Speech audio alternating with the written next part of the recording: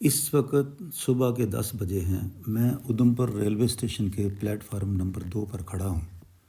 Plate form number 1 اور 2 کے دونوں جانب 2 بڑے بڑے آہنی سائن بورڈ آویزاں ہیں، جن پر انگریزی، ہندی اور اردو زبان میں تحریر ہے: مارٹائر کیپٹن تشار مہاجن، شہید کیپٹن تشار مہاجن۔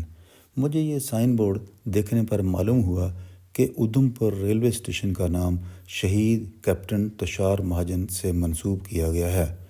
میں شہید captain Tushar Mahajan Udhampur railway station platform number 2 پر سوراج ایکسپریس ٹرین، جو کٹرا ریلوے اسٹیشن سے دہلی کے لیے براستہ ادھمپور ریلوے اسٹیشن روانہ ہونی ہے، کی آمد کا انتظار کر رہا ہوں۔ شیڈول ٹائم کے مطابق اس ٹرین کو کٹرا ریلوے اسٹیشن سے 10 بجے صبح چلنا تھا اور 10:26 پر یہاں پہنچنا مقصود تھا۔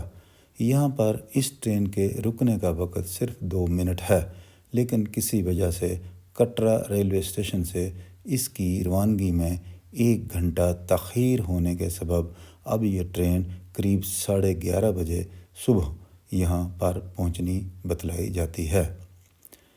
چنانچہ وقت گزارنے کے لیے مجھے شہید captain Tushar Mahajan railway station platform number 2 پر چہل قدمی کرنے کا موقع مل گیا۔ اس سائن بورڈ نے میرے ذہن میں شہید کیپٹن تشار مہاجن اور اس کے خاندان کی کئی ماضی کی یادوں کو تازہ کر دیا، اور میں اپنے ذہن میں لا تعداد سوال لیے شہید captain Tushar Mahajan railway station platform number 2 کے شمالی کنارے سے جنوبی کنارے تک گشت کرنے لگا۔ میں سوچ رہا تھا کہ کہاں ہے آج وہ شمع وطن کا پروانہ، حقیقت بنا ہے آج جس کا افسانہ۔ میں پلیٹ فارم نمبر 2 پر نصب ایک اسٹیل کے بنے ہوئے بینچ پر بیٹھ گیا اور اپنے ذہن میں دفن شہید کیپٹن تشار مہاجن کے خاندان کی حقیقت کو کردتے ہوئے خیالوں میں گم ہو گیا کہ اللہ تعالیٰ ایشور تو اپنے بندوں سے اپنی مرضی کے مطابق کام لیتا ہے۔ کوئی نہیں جانتا کہ وہ کس کو شہرت کی کن بلندیوں تک پہنچا دے، جہاں ہمارے ذہن کی رسائی تک نہیں ہو سکتی۔ شہید کیپٹن تشار مہاجن کے آباء و اجداد کا ماضی اس علاقے میں گزرا تھا جو تقسیم ہند کے دوران پاکستان کے قبضہ میں چلا گیا تھا، اور اس خاندان کو بھی دوسروں کی طرح اپنی جنم بھومی کو خیر باد کہنا پڑا تھا۔ نقل مکانی کے بعد انہوں نے آدرش کالونی ادھمپور کو جائے مسکن بنایا تھا۔ شہید کیپٹن تشار مہاجن کے والد محترم دیوراج گپتا صاحب اس خاندان میں پیدا ہوئے اور اعلیٰ تعلیم حاصل کرنے کے بعد محکمہ تعلیم سے وابستہ ہو گئے۔ انہوں نے بحیثیت سرکاری ٹیچر اپنا منصب سنبھالا اور بالآخر پرنسپل کے عہدے سے ریٹائر ہوئے۔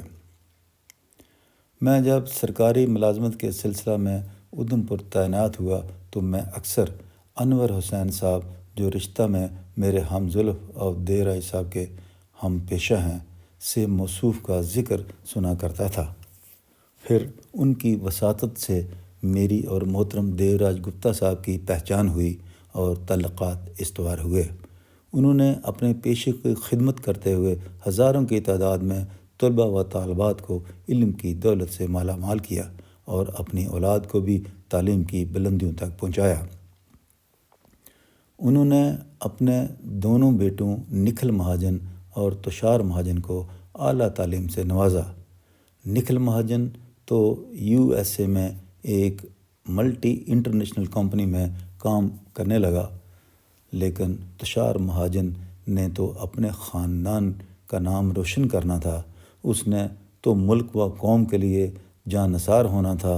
چنانچہ وہ فوج میں کمیشنڈ آفیسر بن گیا، اور دیوراج صاحب کا نام ایک آرمی آفیسر کے والد کی حیثیت سے جانا جانے لگا۔ کیپٹن تشار مہاجن نے نہایت قلیل عرصہ میں بڑی بہادری سے فوج میں نام پیدا کیا اور ابتدائی ترقی حاصل کر کے کیپٹن کے عہدہ پر فائز ہو گیا۔ اب کیپٹن تشار مہاجن کے لیے امتحان کا وقت آ چکا تھا۔ سرکشی کو کچلنے کے لیے اسے ایک محاذ پر مامور کیا گیا جہاں ایک عمارت کے اندر کچھ عسکریت پسند چھپے ہوئے تھے۔ اس نے کہا، اپنے دیش سے پیار کرو، لیکن امن کی خاطر اگر جنگ ضروری ہے تو پھر جنگ ہی صحیح۔ اس نے اس عمارت کا محاصرہ کیا اور اپنی فوجی ٹکڑی کے ساتھ بڑی بہادری کے ساتھ لوہا لیا۔ گولیوں کا تبادلہ ہوا، کئی عسکریت پسند مارے گئے، لیکن ان کی جانب سے چلائی گئی گولیوں نے کیپٹن تشار مہاجن کو دھوکہ دے دیا اور انہوں نے جام شہادت نوش کیا۔ شہید کیپٹن تشار مہاجن کو کئی فوجی اور سول انعامات سے نوازا گیا، لیکن پورے ملک میں اپنے خاندان کا نام روشن کر دینا سب سے بڑا اعزاز تھا جو ہمیشہ قائم و دائم رہے گا۔ شہید کیپٹن تشار مہاجن نے قوم کو پیغام دیا کہ اے اہل وطن، شام و سحر جاگتے رہنا، دشمن آمادہ شرارت ہے، جاگتے رہنا۔ اسی دوران میری ٹرین سوراج ایکسپریس کٹرا سے دہلی جاتے ہوئے یہاں آن پہنچی اور میں محو سفر ہو گیا۔ اگر میری یہ ویڈیو اچھی لگے تو میرے یوٹیوب چینل میر منزل @وزیر محمد میر کو سبسکرائب کریں، لائک کریں، شیئر کریں اور کمنٹس باکس میں جا کر اپنے کمنٹ سے نوازیں تاکہ آئندہ آنے والی ویڈیو آپ تک پہنچ سکیں۔